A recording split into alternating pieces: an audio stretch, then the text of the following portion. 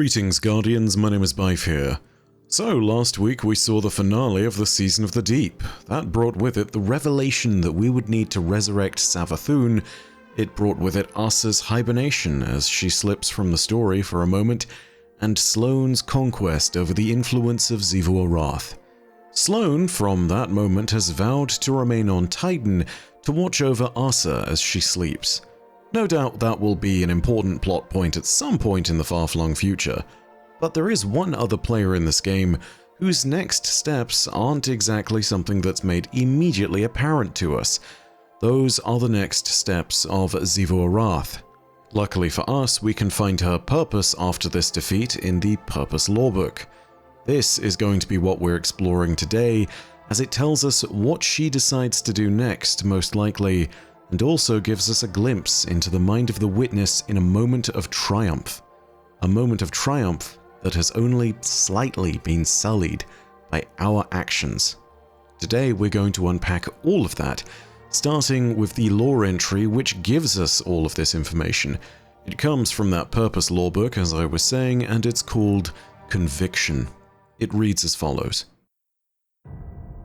Xivu Arath's claw wraps around a hiltless, slender, Vanta-black blade impaled into the spine of a prostrated knight, whose own sword clatters to the ground, inches from its grip. Defeated, she twists her blade, and the knight's roars echo within the dreadnought. Xivu's will soars through the ascendant plane and crosses the barrier between this world and the next to find communion with the Witness. Within a distant hollow, they converse. They resist. The Witness's many voices cascade over each other. Like wounded prey, all tire in time. If they do not? Xivu Arath sees the hidden thrust of its question. She knows it doubts her, but does not understand why. No matter the outcome, they stand at the precipice of the final shape. The sword will decide and be forged stronger for it. It is beyond that now. She does not want to fall before the end. She is so close now. She saw her past failures as blood penance paid for strength. Notches where blades and light met her carapace were legends given form. But it is not hers to decide, nor the Witness's. The logic is a perfect deterministic sequence of causality, built into the experience of conscious existence. None can usurp it. Struggle within the finite is eternal. To deny the blade is heresy. Her sister's words play in her thoughts like fingertips plucking dissonant chords. The Witness enters the solace of Xivu's mind, her inner throne. A salt-flat sliver extending eternally into darkness. Armaments of all fashions sleep, partially sheathed between the cracks of a battlefield where there is no place to run. And from its gaze, there is no place to run. They hold the worm. They will pursue her knowledge. The words echo throughout the desolate realm.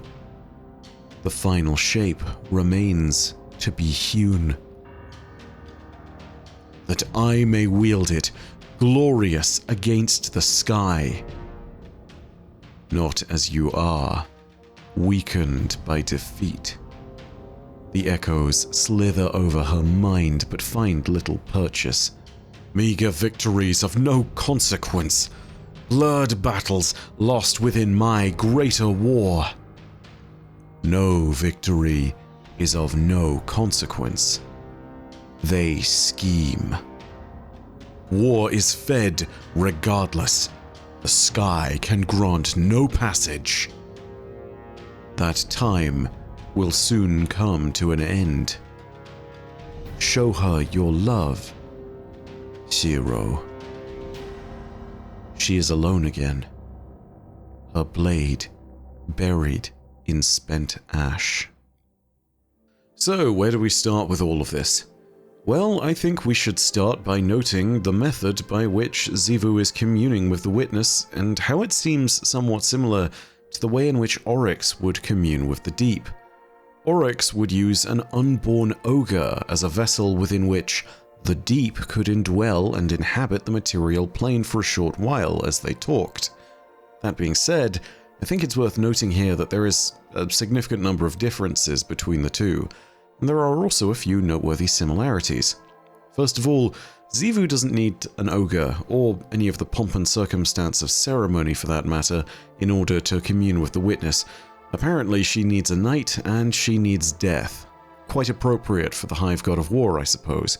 That being said, it does make me realize that there are some important differences between the way that the witness communicates and the way that the deep communicated with Oryx in the Books of Sorrow. When Oryx spoke with the deep, there was an almost jovial tone that it began with, telling him to take off his armor and to relax and to stretch his legs and wings, something which almost sounded like a friend or someone trying to be, well, just friendly. And then, of course, things descended into something a lot more menacing and threatening. The witness, as it speaks to Xivu Arath, is nothing like this. The witness is like the witness. It's not at all jovial. It's to the point, direct, and emotionless. I don't know if it's just a difference in writing style, but that's worth noting. A big similarity that can be seen here is how in the inner recesses of their minds, whatever they're communing with does seem to make them feel like children, and even refers to them in that kind of way. At the end of the passage here, the witness doesn't say Xivu, it says Zero, which is Xivu Arath's original name from back when she was one of the proto-hive species known as the Krill.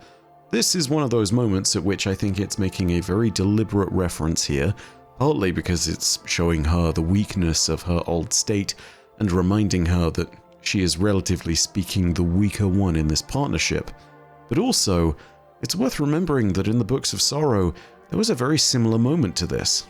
Oryx was shown an entire vision in which he was no longer Oryx. He had turned back into his younger self, Orash. And at that point, you've got some really interesting contextual parallels here because in both instances, the hive gods in question were being compelled to action. In the case of Oryx and the Books of Sorrow, it's one of these moments at which the demonstration is made that brutality is required, particularly against Savathun and Xivu Arath, who at the time being are trying to steal the Tablets of Ruin and trap him within his communion in the deep. And in the instance of Xivu Arath here, she is being compelled by the witness to conduct war against her sister, Savathun. That's something we'll get back to in a moment here.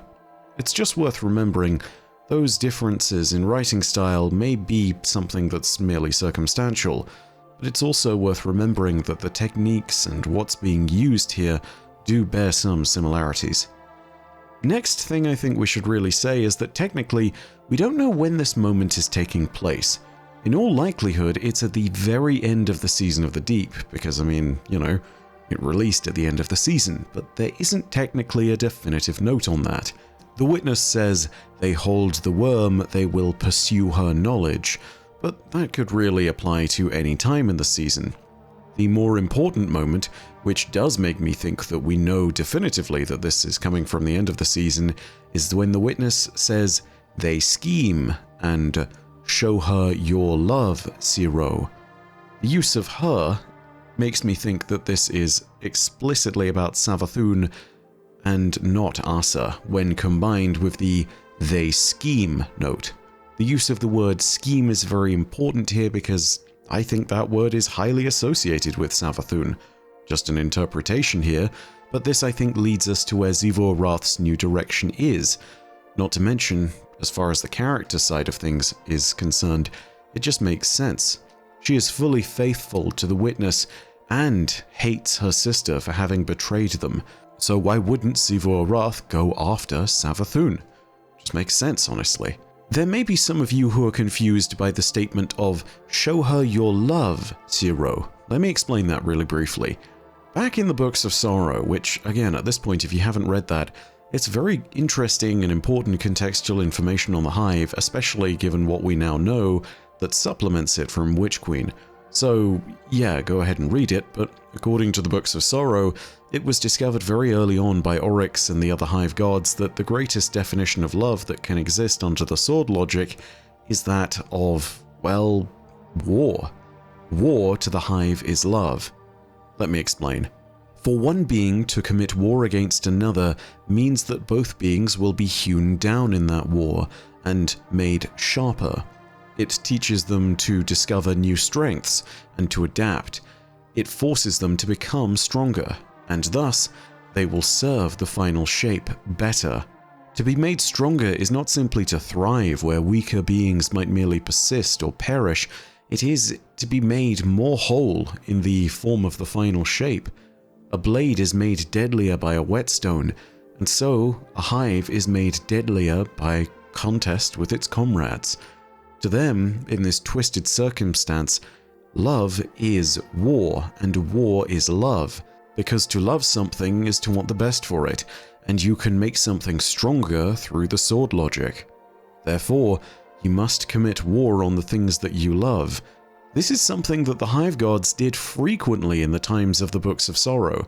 There are even moments at which war moons, literal planetoids that were being dragged around with the Hive fleets, were being crashed into ships and other war moons, and Hive gods would die in these explosions. But they would die at the expressed note that they would then learn how to survive such instances. And that was what they would deem as a great act of love, because they had strengthened each other in doing so. When the witness says, "Show her your love, Shiro," it is directly commanding Xivu Arath to pursue Savathun with all the zeal that she has and to make war upon her. I know we've just introduced ourselves properly to Xivu this season, and I know that she's only starting to wind up.